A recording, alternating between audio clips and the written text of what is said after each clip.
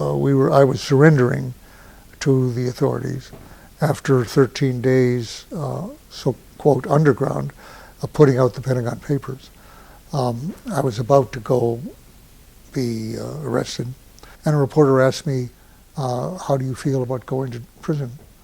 And I said, wouldn't you go to prison to help shorten this war? Randy Keeler announced that he was going to prison shortly, or actually his trial had not begun, but he expected to go to prison, and he did go to prison. And I was struck by it as if an axe had struck my head almost, split my life in two, really. I went to a men's room at the back of the auditorium, and small room that people weren't using. Sat down and just cried for about an hour. Dave was already huge in the jazz world, and rock and roll and the Beatles and the Beach Boys and that kind of stuff was more of my generation's music. So I thought, I'm going to have a great rock band, and I'm going to do that. So I'm in music, but I'm not competing with my dad's legacy. So I did that and toured the country and 3 albums on major labels and all that. I really threw my heart and soul into it, and then ran into some very weird shenanigans with Columbia Records and business, it was crushing. Half the guys in my rock band left music. It was so crushing. And my dad said to me, hey man, you gave your shot at the rock and roll thing. Why don't you start playing with me and play some jazz? Because in the meantime, we would do shows together. So my rock group would play, and then Dave would play at a college, at Oberlin College. We'd do a mixture of all the different bands. And so I started playing jazz as a secondary thing, but I came to it after having, bashed my brains out, and literally sometimes we would sleep on the side of the road because we couldn't afford a hotel. I really paid all the dues.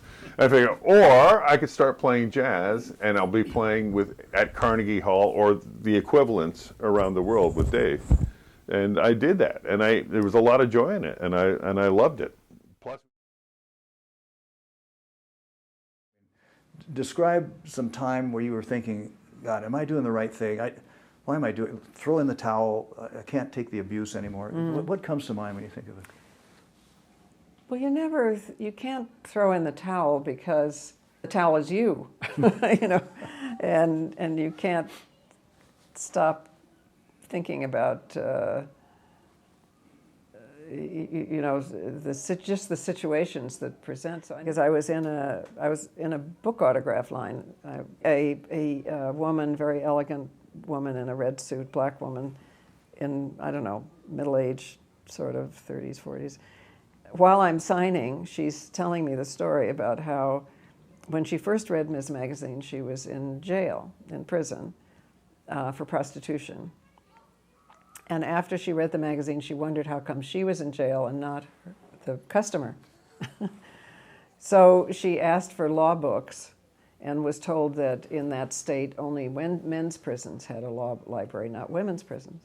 So she organized the women prisoners to get law books, and she started to help them with their child custody cases, everything that happens when you're in prison. You lose your kids.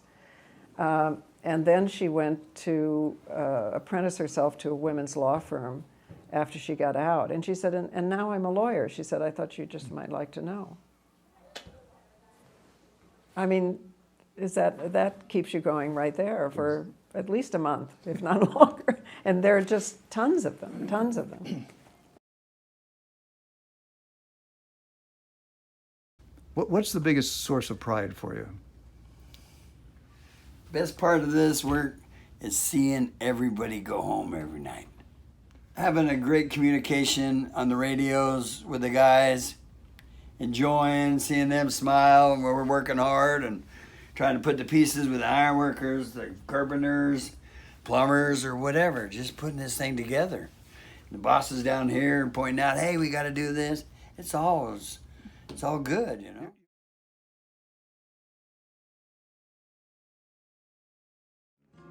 I would like to have, like I was saying before, make many more albums, but have given something to flamenco that's uniquely me, which I'm still finding out. I hope to, be a respected musician who has contributed something to the huge mountain of flamenco repertoire and what it is, and be respected within, you know, especially by the people from Spain who know it, who have been doing it their whole lives. You know.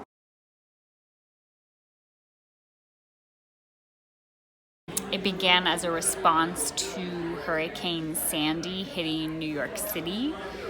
I had this realization that it was entirely possible that New York could disappear in my lifetime. And I realized that the image that I wanted to create was an image of people who were unprepared for the water. So I wanted that first time in Maine, there was a moment when I remember looking at the moon and thinking, just feeling very connected to the water, thinking about the water and the connections all over the world of the water. The hope is that people they see something and then they create their own meanings from that, and that's actually the power of it.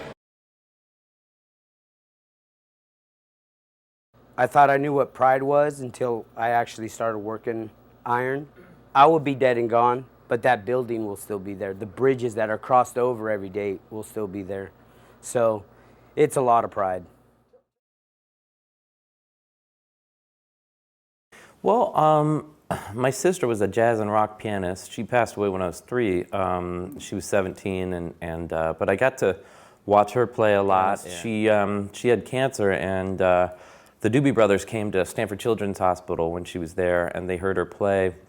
She sat in with them, and then they invited her to sit in with them at Shoreline Amphitheater. And but so growing up, it was kind of like this. I got to, you know, my big sister was where I was like, well, it just seemed natural that I wanted to try to do that too. And I didn't make it a career choice until I was 8 years old, when I asked my dad. My favorite pianist at the time was David Benoit, and I asked him, I was like, you know, how much does David have to pay each time he performs? And he was like, no, you get paid to do that. You can, you know, I'm like, okay, well, I guess I'm a musician then, so.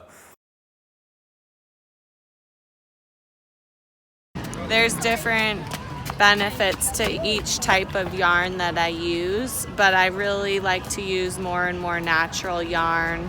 And I also have used organic cotton yarn, which I think is a really good material, because even though regular cotton is a natural fiber and is not produced with petroleum like acrylic yarn, it's produced with a lot of pesticides that still come from petroleum and are damaging to the soils and water and our health.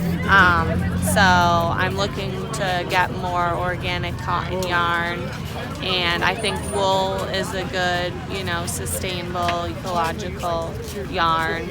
And then a lot of my yarn I try to buy not brand new from the stores, and I never buy yarn at stores that I really don't believe in, like Walmart and stuff, but I get it from different stores, sometimes from smaller stores. It's just hard. The price of really fine quality yarn makes the price of the hat higher, which is less accessible to everyone. So I like to keep the price affordable too.